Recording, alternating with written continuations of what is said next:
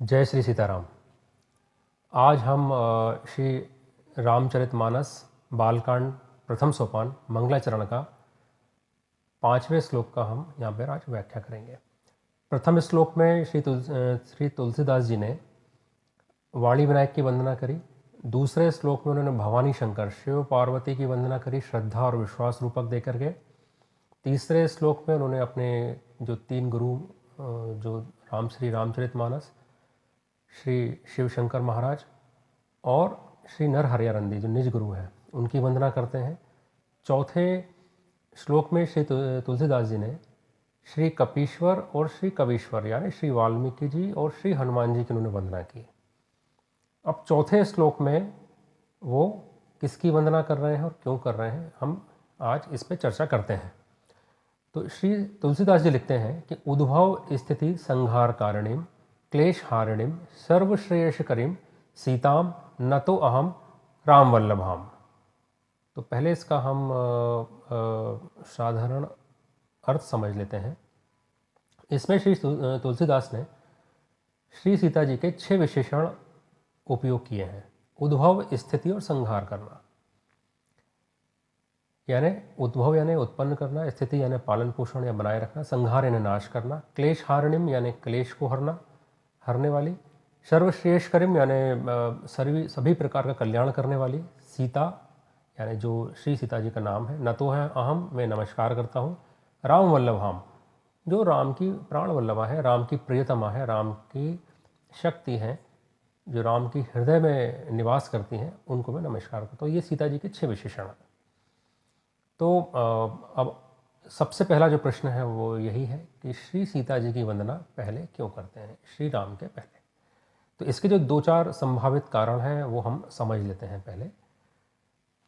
तो पहला जो कारण हमारे समझ में आता है वो ये आता है कि जो श्री रामचरितमानस है उसकी जो धुरी है वो श्री सीता जी हैं।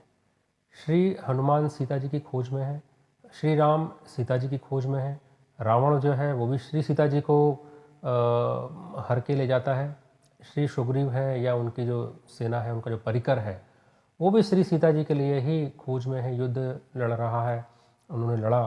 तो ये जो सारा उद्योग है जो श्री रामचरितमानस है वो वस्तुतः एक तरीके से श्री सीता चरित ही है, उसमें श्री सीता जी के चरित ही है।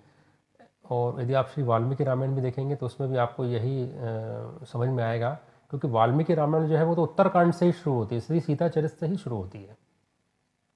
तो इसलिए ये श्री सीता जी के चरित होने के कारण यहाँ पे श्री सीता जी की वंदना श्री तुलसीदास पहले करते हैं। जो दूसरा जो संभावित इसका उत्तर हमको दिखता है वो ये दिखता है कि जो भारतीय जो सनातन जो परंपरा रही है तो उसमें हम नारी शक्ति या जो शक्ति है उसकी वंदना हम शक्तिमान के पहले करते हैं। तो यहाँ भी श्री तुलसीदास जी जो हैं वो इसी परंपरा का निर्वहन करते हैं। उदाहरण के लिए जैसे गौरी शंकर, लक्ष्मी नारायण, राधे श्याम, सीताराम, लक्ष्मी गणेश जो भी आप ले लें, तो यहाँ भी इसी परंपरा का निर्वाह श्री तुलसीदास जी करते हैं। तीसरा कारण क्या हो सकता है? तीसरा कारण जो एक समझ में आता है वो ये आता है कि जैसे जो श्री राम है वो परब्रह्म है और जो परब्रह्म है वो निर्गुण निराकार है, सगुण भी है, उसमें हर प्रकार के जो गुण हैं, गुणों की खान, जैसे हम पिछले से बोल चुके हैं कि भाई गुणों की खान है, हर प्रकार के उसमें गुण हैं। तो ब्रह्म में कोई विकार नहीं है। तो जो निर्गुण निराकार जो श्री राम जो परब्रह्म है वो हमारे को सगुण रूप में कैसे हमारे देखने में आए। जब श्री सीता जी शक्ति रूप श्री सीता जी का आविर्भाव हुआ तो उनके प्रेम पाश में पढ़ करके, उनके प्रेम में पढ़ करके ही जो श्री राम रूपी जो परब्रह्म था वो सगुण रूप में साकार हुआ और उसी शक्ति से, श्री सीता जी की शक्ति से ही वो बंधा और सीताराम हुआ। और ये श्री जब रावण उनको हर के ले जाता है तो श्री तुलसीदास जी ने बड़ा ही जो उनका वियोग का बहुत ही बढ़िया वर्णन, उन्होंने सुंदर वर्णन किया, हम आगे देखेंगे। तो परब्रह्म को बांधने का कारण होने के कारण भी श्री सीता जी की वंदना पहले करते हैं, क्योंकि श्री सीता जी के कारण ही जो परब्रह्म है वो सगुण रूप में हमारे देखने में आया, इसलिए यहाँ पर श्री सीता जी की वंदना पहले करते हैं। अब एक कारण और समझ में आता है कि श्री तुलसीदास का जो भाव है श्री सीताराम के प्रति वो माँ और पिताजी का है, माँ और बाप का है, क्योंकि कई जगह उन्होंने श्री रामचरितमानस में अम्ब और बाप कह करके श्री सीता जी और श्री रामचंद्र की उन्होंने वंदना की है। तो बच्चे या जो संतान है वो पहले अपनी माँ को ही पुकारता है, और माता जो है वो प्रथम गुरु मानी गई है, और माता का गौरव पिता के गौरव से 10 गुणा होता है, ऐसा हमारे शास्त्रों में भी लिखा है। तो इसलिए माता भाव से श्री तुलसीदास श्री सीता जी की वंदना अपने बाप श्री राम के पहले करते हैं, यहाँ पर ऐसा माना जाता है। तो ये कुछ संभावित इसके उत्तर हैं। अब जो शब्द है इसमें एक सीता उन्होंने जो उपयोग किया है श्री तुलसीदास जी ने, तो ये सीता शब्द जो है हमको सबको पता है कि श्री सीता जी का नाम है। तो ये नाम उनका कैसे पड़ा, इसके पीछे जो एक इतिहास है वो यह है कि एक बार मिथिला में अकाल पड़ा, तो पुरोहितों ने श्री जनक जी को सुझाव दिया कि यदि आप खेत में स्वयं हल चलाएंगे तो वर्षा होगी। तो जब श्री जनक जी महाराज खेत में हल चला रहे थे, तब श्री सीता जी उनको कन्या रूप में भूमि से प्राप्त हुई। तो जो हल का अग्रभाग जो होता है, जो नोक होती है हल की, तो उससे जो ज़मीन के ऊपर जब हम जुताई करते हैं तो जो लाइन पड़ती है, जो रेखा एक सीधी रेखा हम खींचते हैं, उसका नाम सीता होता है। तो उसी के कारण उस कन्या रत्न का नाम श्री सीता जी रखा गया।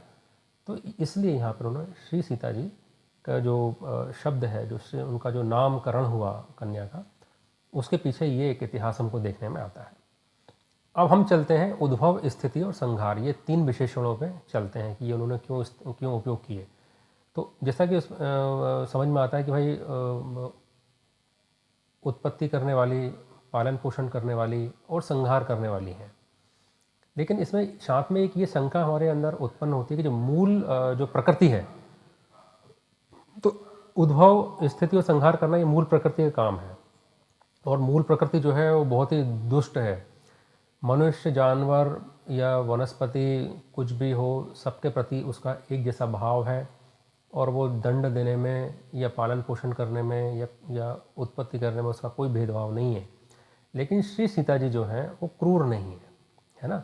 और दूसरी एक जो शंका है वो ये भी है कि भाई ये जो काम है ये तो त्रिदेवों के काम है, जो ब्रह्मा विष्णु महेश हैं उनके काम है। लेकिन इसको यदि दूसरे अर्थों में यदि हम देखें तो इनको जो प्रदत्त शक्तियाँ हैं, जैसे संहार श्री काली करते हैं या ब्रह्मा विष्णु महेश करते हैं या रुद्र संहार करते हैं, तो इसके पीछे जो प्रेरणा काम करती है वो पर ब्रह्म की जो प्रेरणा है, शक्तिमान जो है उसकी प्रेरणा काम करती है। और कहीं ना कहीं ये शक्ति प्रदत्त है पर ब्रह्म के द्वारा इन लोगों को। तो जो शक्ति है इसके पीछे वो श्री सीता जी हैं। तो इसलिए यहाँ पर इनको इसके मूल जैसे जड़ है उसमें कहा गया है, लेकिन ये इससे ये नहीं माना जा सकता है कि ये मूल रूप से सीता जी का काम है। और इसीलिए इसी भ्रम को मिटाने के लिए श्री तुलसीदास जो हैं उद्भव, स्थिति, संहार कारणिम के बाद में क्लेश हारणिम ये शब्द इस्तेमाल उपयोग करते हैं। तो इसका क्या अर्थ है? क्लेश हारणिम यानी क्लेश हरण करना, सभी प्रकार के क्लेशों का नाश करना। अब जो उद्भव, स्थिति और संहार शब्द से जो हमको भ्रम उत्पन्न हुआ है मूल प्रकृति होने का, उसके संदेह के निवारणार्थ अगला जो शब्द उपयोग करते हैं श्री तुलसीदास जी, वो करते हैं क्लेश हारणिम। ऐसा कहते हैं कि जो सबसे ज़्यादा कष्ट जो है वो जन्म लेने में, और उससे कम कष्ट जो है वो जीवन जीने में, और उससे कम कष्ट जो है मृत्यु होने में होता है। क्योंकि जन्म लेने में 9 महीने माता पेट में रखती है, और जो जीवन है वो तो हम सुख दुख आते जाते रहते हैं, चलता रहता है, कभी सुख कभी दुख। और मृत्यु यदि होती है घंटे 2 घंटे सेकंडों की बात है, तो जो सबसे कम कष्ट है वो मृत्यु में है। तो इन तीनों स्थितियों में जो कष्ट होता है जीव को, तो वो सारे प्रकार के जो क्लेश हैं, जो कष्ट हैं, उसका निवारण करने में श्री सीता जी समर्थ हैं, और वही इन सब क्लेशों का निवारण करती हैं। इसके बाद में फिर क्या बोलते हैं कि भाई जो हर प्रकार के, जब आपके कष्टों का निवारण कर दिया, फिर सर्वश्रेयस्करी मैंने हर प्रकार से आपका कल्याण करने में समर्थ है, कल्याण करती हैं। तो मनुष्य जीवन होने का जो भी उद्देश्य हमारा है, तो उसमें जो कल्याण है हमारा वही है कि हम किस प्रकार श्री सीताराम का नाम जप करते रहें, कैसे उनकी शरण में जाएं, कैसे उनके हमें दर्शन प्राप्त हों, कैसे हम उनकी कृपा भाजन बने।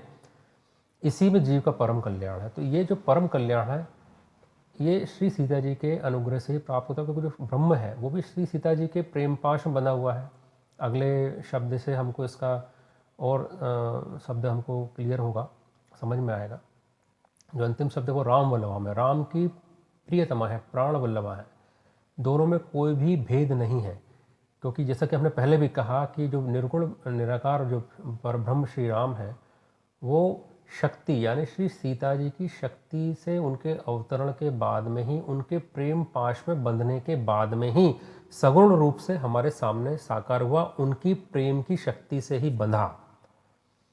इसलिए श्री राम परब्रह्म का यदि कृपा भाजन बनना है, उनकी कृपा पात्र बनना है, तो पहले हमको श्री सीता जी का अनुग्रह प्राप्त करना पड़ेगा। और ये साधारण यदि जीवन में हम देखें तो यदि पति पत्नी के बीच में यदि किसी की पत्नी यदि नहीं चाहे तो आप कुछ भी नहीं कर सकते भाई। कि यदि किसी को खुश करना है, किसी को कोई काम लेना है, तो पहले उसकी पत्नी की उसमें हाँ होना या उसका स्वीकार होना बहुत ज़रूरी है। ये हम अपने अपने नॉर्मल जीवन में भी, सामान्य जीवन में भी देखते हैं। अगले श्लोक में हम आपसे फिर मिलेंगे, तब तक के लिए जय सीताराम।